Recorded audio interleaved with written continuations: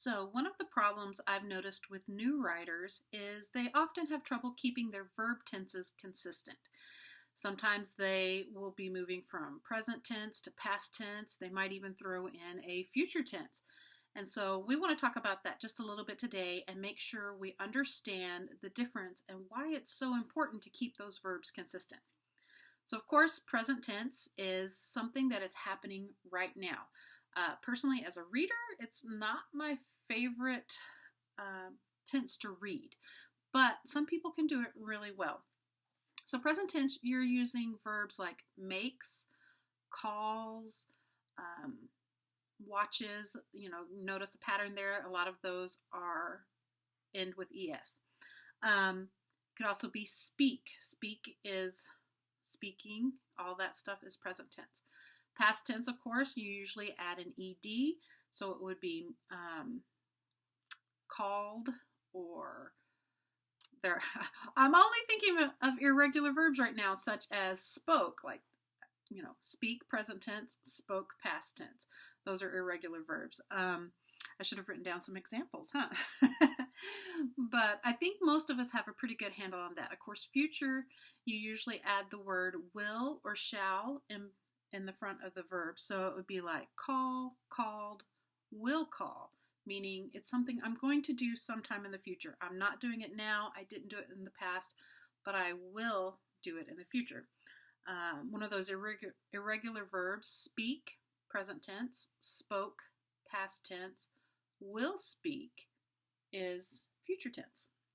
So one of the reasons that it's so important to keep these consistent is because sometimes it makes it hard for your reader to understand where in your story timeline they are. And if it's in the past, you want to make sure you use those past tense verbs so that they don't get confused. So I'm going to read you an example of a sentence that's a little bit confusing, just to kind of give you an example. Okay, so Charity wrote for an hour, washes the dishes, and made dinner. Can you hear kind of where the problem is in there? I have two past tense verbs and one present tense. So wrote is past and made dinner, made, is past, but washes the dishes is something that is present. They're doing right there. So you have to decide one way or the other. Either I would say Charity wrote for an hour, washed the dishes, and made dinner.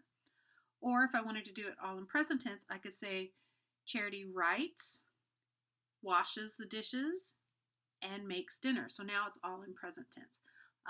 It just makes it easier because when your reader is reading that and they get a tense shift, their brain automatically has to pause because they notice that it's different. They may not always know why, because sometimes they're very subtle differences. But we don't want our reader to stumble. We want them to stay immersed in the story. So that's one reason that it's so important to keep verb tenses consistent. Okay, so here's one more example before we end on verb tense agreement. See if you can hear what the difference is. The winds along the coast blow the trees over when the weather got bad. See, I even had to pause because I was like, I can't even read that. It's a little bit confusing. The winds along the coast blow the trees over. You're thinking, okay, it's going to be present tense. But then you get to when the weather got bad. So that sounds like it was in the past, and it's a little confusing. So you need to choose one or the other. If you want to stay in the present tense, you could say the winds along the coast blow the trees over when the weather gets bad. Or if you want to do past tense, you can say the winds along the coast blew the trees over when the weather got bad. So see, it's just a very subtle change there, but it helps the reader stay in the story without being thrown out. Okay, so I hope that helps a little bit. You can find lots of lists. I'll probably add some links to this lesson here in a few days where you can see lists that show you the present, the past, and the future. And there is something called past participle, and that's when you add, maybe I should save this for another lesson, where you add the word has, have, or had before the verb. For instance, call would be present tense. Called would be past tense. I can't speak today, sorry.